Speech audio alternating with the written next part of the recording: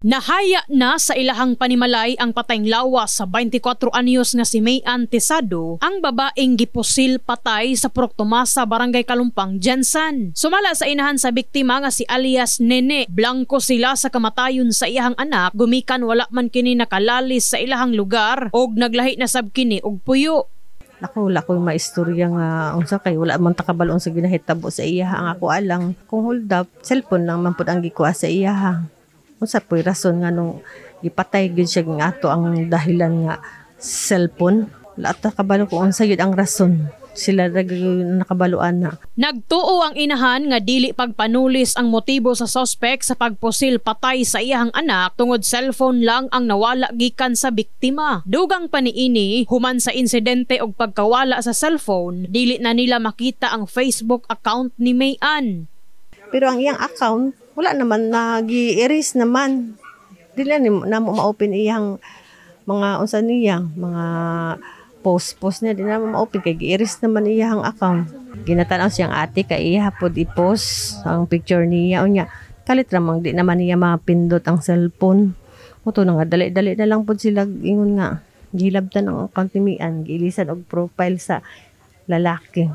Pero ako lang ginapasanginlan kay siyempre wa man takabalo kung unsa gyud ang tinuod ng istorya.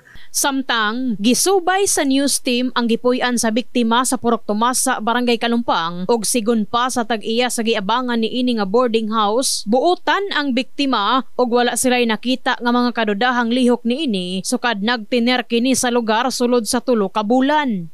Basta kung magawas na sa tapos trabaho maggawas sa hapon, buntag alas 5 magabot.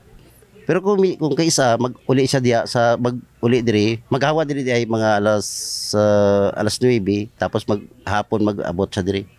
Mga alas 2 or alauna. Wala man kay butan man nga bata man. Butan siya wala yupan kay respetado gyapon siya. Wala yung mga lalaki gadto diya ma'am. Nga kuan except lang atong si Ayan. Natay mga daghang anggulo ma'am o mga nakuha na mga information regarding sa unsa gyud ang motive sa shooting incident gabi.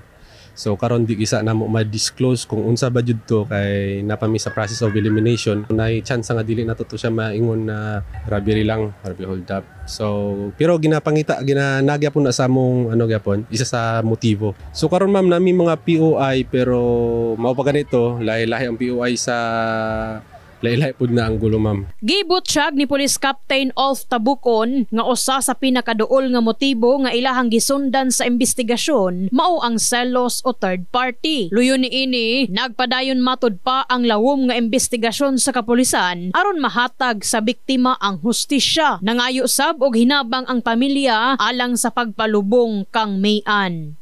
Sa nahitabo sa mo aron nga mga kog tabang financially para sa kuan sa kong anak. Kaya sa karon kami, muamin jud mi nga kulang gyud mi financial. Walang po mataganon ta siya tarong hustisya sa iyang pagkahitabo. In the heart of changing lives kini sa enemy Mogpon, Brigada News.